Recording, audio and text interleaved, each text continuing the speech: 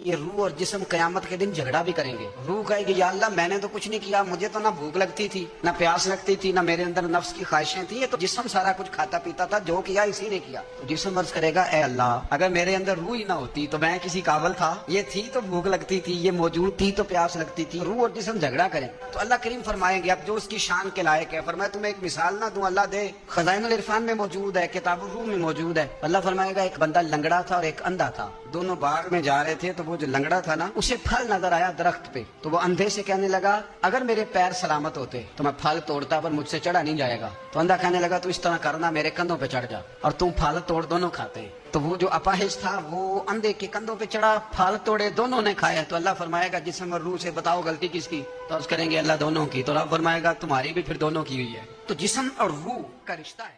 میں تم بہترین امت ہو، تمہیں اللہ تبارک و تعالیٰ نے لوگوں کی بھلائی کے لیے پیدا فرمایا۔ دنیا میں سب سے کمزور شخص پتہ کون ہوتا ہے؟ جسے یہ پتہ ہی نہیں ہوتا کہ میرا مقام کیا ہے۔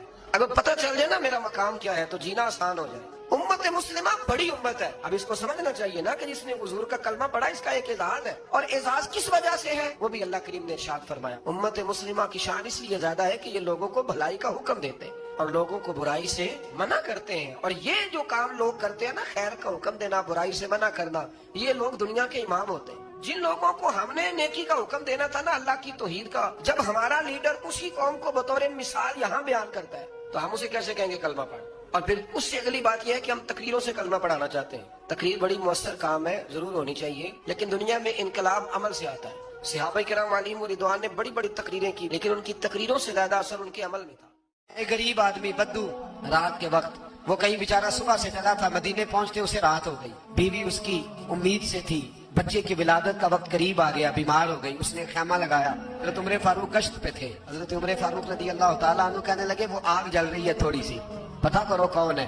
تو آپ کا غلام پتہ کرنے گیا تو بدو نے ڈانٹ دیا، کہنے لگے جاؤ تمہیں کیوں بتاؤں۔ حضرت عمر خود گئے، کہنے لگے مسافر بھائی بتا تو صحیح۔ کہنے لگا جی چھوڑے، میں آپ کو کیوں بتاؤں، آیا خیمے کے اندر سے کراہنے کی آواز آتی، بتا ہمیں بات کیا ہے۔ کہنے لگا جی میں فلاں بستی فلاں علاقے کا ایک غریب ہوں، امیر المومنین عمر فاروق سے ملنے آیا ہوں، اور رات ہو گئی ہے تو یہاں خیمہ لگایا ہے، صبح میں ان سے مل کے چلا جاؤں گا، تو رات کو تکلیف دینا پسند نہیں کیا، تو میری بیوی امید سے تھی، اب بچے کی ولادت کا وقت قریب ہے، پاس کوئی نہیں۔ حضرت عمر کہنے لگے تو ٹھہر میں ابھی آیا، اسے بتایا نہیں میں ہی امیر المومنین۔ عمر دوڑے گئے، اپنی زوجہ سے کہنے لگے اگر تجھے بہت بڑا اجر مل رہا ہو تو حاصل کرے گی؟ میں کروں گی۔ تو کہنے لگے چل پھر میرے ساتھ، ایک دوست کے ہاں ولادت کا وقت ہے، ضرورت کی چیزیں ساتھ لے لو۔ اس عورت نے تھوڑے دانے لے لیے، گھی لے لیا، حضرت عمر سے کہنے لگی لکڑیاں اکٹھی کر لے۔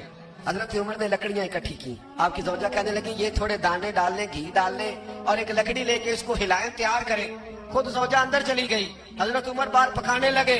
وہ بدو کہتے ہیں میں اس طرح کا ان کے ساتھ بہیو کرنے لگا جیسے وہ کسی چوکی دار کے ساتھ نہیں کرتا، میں کبھی پانی کا پیالہ مانگتا، کبھی کوئی بات۔ عمر دوڑے جاتے ہیں، امیر المومنین کونسلر کی بات نہیں بتا رہا آپ کو، میں آپ کو ایم پی اے کی بات۔ صحابیہ ہے، نام ہے ام عمارہ، زخمیوں کو پانی پلاتی ہیں۔ اچانک جنگ کا پانسا پلٹ گیا، عجیب سا ماحول ہو گیا۔ حضرت ام عمارہ پہلے زخمیوں کی مرہم پٹی کرتی تھی، اب سارا کچھ پھینک دیا اور جا کے نا حضور کے گرد کھڑی ہو گئی۔ حضور فرماتے ہیں میں دائیں دیکھتا تھا تو ام عمارہ ہوتی تھی، میں بائیں دیکھتا تھا تو ام عمارہ ہوتی تھی۔ حضور فرمانے لگے تو بہت سارے لوگوں سے سبقت لے گئی ہے۔ رسول اللہ صلی اللہ علیہ وسلم کے سامنے کھڑی حضور پر آنے والے تیر اپنے وجود پہ لیتی ہیں، اتنا گہرا زخم بازو میں آیا کہ غار بن گئی، غار۔ اللہ کے پیارے محبوب نے نظر کرم فرمائی، حضور نے فرمایا کچھ مانگ لے۔ کہنے لگی سونیا اگر میری خدمت قبول ہے تو دعا کر دیں اللہ قیامت کے دن بھی آپ سے دور نہ کرے۔ حضور نے دعا کر دی، اے اللہ اس کو اور اس کے خاندان کو قیامت میں بھی میری رفاقت دینا۔ حضور کی دعا سنی تو باہر نکلی، فرمانے لگی لوگوں لو پھر میں کامیاب ہو گئی ہوں،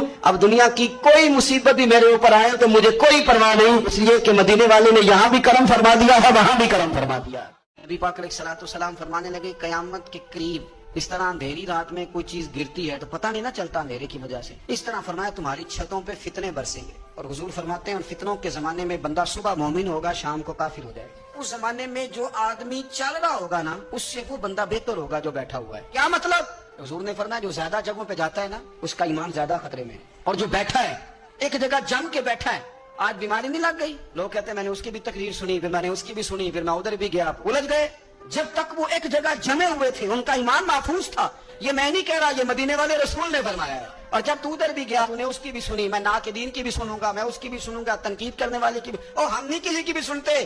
हमें डॉक्टर इकबाल अल्लामा इकबाल ने मशवरा दिया था, ये दौड़ी नुक्ताची है, कहीं छुप के बैठ जा, और जिस दिल में तू मकी है वहीं छुप के बैठ जा। तुझे तेरे रसूल करीम ने फरमाया है, अगर बचना है तो कहीं जम के बैठ जा।